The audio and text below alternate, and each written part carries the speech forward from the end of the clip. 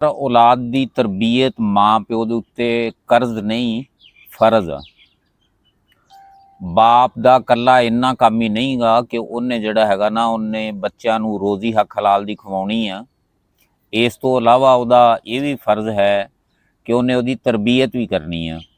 School दियां फीसां दे के चंगे स्कूलों पढ़ा के इस गल तो बरीअज़्ज़मा वालदैन नहीं हुंदे कि मेरा बच्चा जिहड़ा चंगे स्कूल च पढ़दा बस ठीक हो गया। नहीं, तालीम जिहड़ी हैगी है ना वो आपदी थां दे उत्ते आ, लेकिन तरबीयत आपदी थां दे उत्ते आ। घर दे विच आ बच्चा बैठा वा मोबाइल ते लगा होया, माँ आवाज़ां मारी जाण डई है, बच्चा नहीं सुणदा पिया।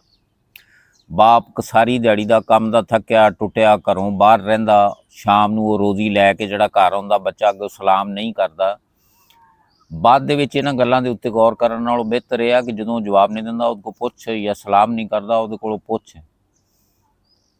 ये सारा कुछ जिहड़ा हैगा ये वालदैन ने देना, तालीम ने नहीं देना। थानू चाहिदा कि तुसी उस बच्चे नूं हमदर्दी सिखाओ, उन्होंने अदब आदाब सिखाओ, उन्होंने वड्डे छोटे की तमीज़ दसो, उन्होंने वक़्त की कदर का दसो, उन्होंने आपकी मेहनत खुददारी का दसो। ये छोटिया छोटिया गल्लां जिहड़ियां हैगियां ना ये तालीम नहीं, तालीम तो डिग्रियां दिंदी है। 100 ਦੇ ਵਿੱਚੋਂ 10% ਉਹ ਜਿਹੜਾ ਹੈਗਾ ਤਰਬੀਅਤ ਕਰਦੀ ਹੋਏਗੀ, ਬਾਕੀ 90% ਤਰਬੀਅਤ ਜਿਹੜੀ ਹੈਗੀ ਨਾ ਉਹ ਮਾਂ ਪਿਓ ਨੇ ਕਰਨੀ ਹੁੰਦੀ ਹੈ।